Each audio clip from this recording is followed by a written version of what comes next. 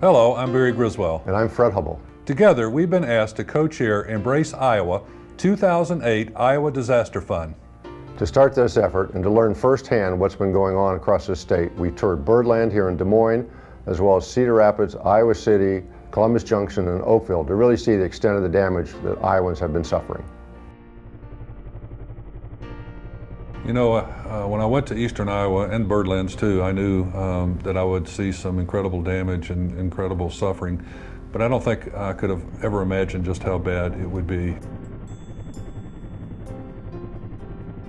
First of all, the farming community has been heavily hit. Many farms are underwater, barns are underwater, a lot of farmland is underwater.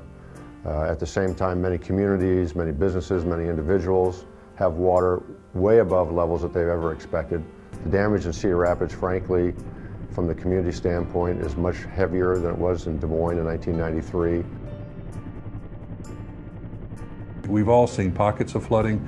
We've seen pockets of areas being affected, but to see the whole Chet neighborhood, to see the University of Iowa, 20 buildings, to see the whole city of Columbus Junction, to see Oakville, and to come back and view Birdland, and just put all that together.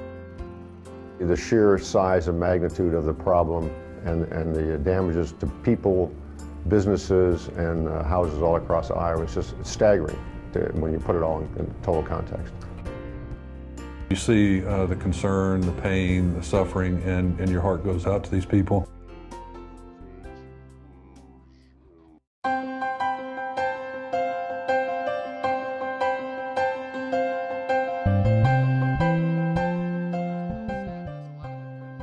You know, the message I would have for victims is we care. We care deeply about what you're going through, and we want to help. We want to unite Iowans as we have done in so many different ways.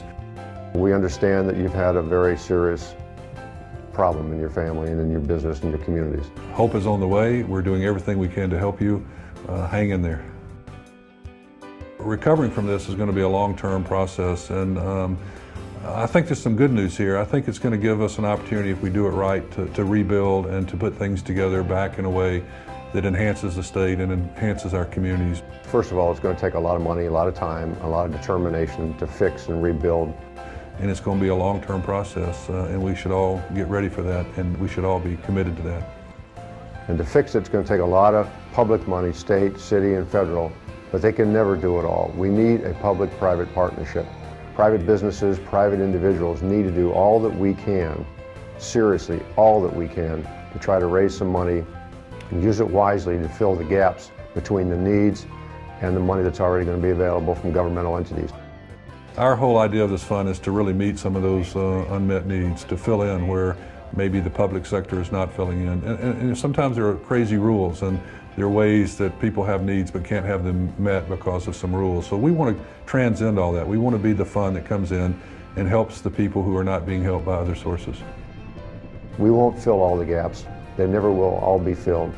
But we want to raise as much money from everybody in this state and outside of Iowa as we can to fill as many gaps for those people that really desperately need it. You know, in many ways, we've all heard the kind of trite expression that, you know, what happens when the hot dishes don't come anymore? What happens after, you know, a tragedy and people are always there to help, but then a month later, 2 months later, 3 months later, they're not there? We want to be there for that long haul. We want to serve these dishes and help these people for as long as it takes to get them back. The magnitude of the impact on Iowans and their families and our structures all across the state is really amazing. Private sector funding will be incredibly important to fill the gaps. Please give generously.